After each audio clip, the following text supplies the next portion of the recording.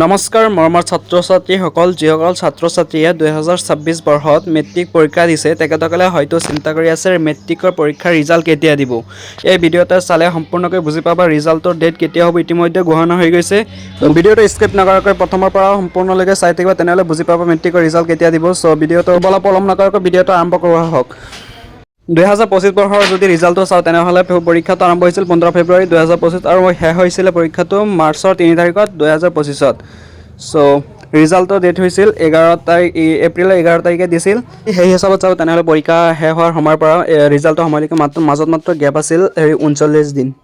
যিহেতু এইমাত্ৰ অসম বিধানসভা নিৰ্বাচনৰ দিন ঘোষণা হৈ গৈছে 9 এপ্ৰিলত হ'ব। যিহেতু যোৱাবাৰ 39 দিনৰ ভিতৰত ৰিজাল্টটো দিছিল তেতিয়া আজিৰ দিনত হিচাপ কৰিলে আজিৰ ডেট হৈছে 18 মাৰ্চ। তো এইবাৰ পৰীক্ষাটো ষ্টাৰ্ট হৈছিল ফেব্ৰুৱাৰী 10 তাৰিখৰ পৰা আৰু শেষ হৈছিল পৰীক্ষাটো ফেব্ৰুৱাৰী 27 তাৰিখলৈকে। চ' এইমাত্ৰ ক্লিয়াৰ হৈ গৈছে যে মাৰ্চত ৰিজাল্ট নিদিয়ে। Expected to be announce in April 2026 ৰিজাল্টটো সম্ভাৱনাটো আছে এপ্ৰিলৰ প্ৰথম সপ্তাহৰ ৰিজাল্টটো দিয়াৰ সম্ভাৱনাটো বেছি আছে। যিহেতু ইলেকশ্যন আহি গৈছে 9 এপ্ৰিলত হ'ব যিহেতু তো ইলেকশ্যনৰ আগত ৰিজাল্টটো দিব।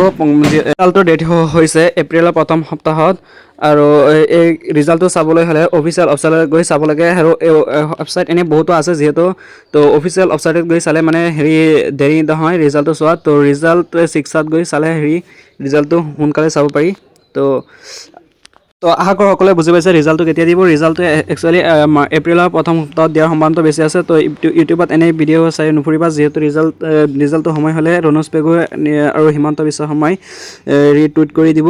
আৰু এই চেনেলটোত নতুন আহি থাকিলে চেনেলটো ছাবস্ক্ৰাইব কৰি দিবা কিয়নো এই চেনেলটোত বিভিন্ন জব ইনফৰমেশ্যন আৰু ষ্টাডি বিষয়ক ভিডিঅ'বোৰ দিয়া হ'ব নিতৌ।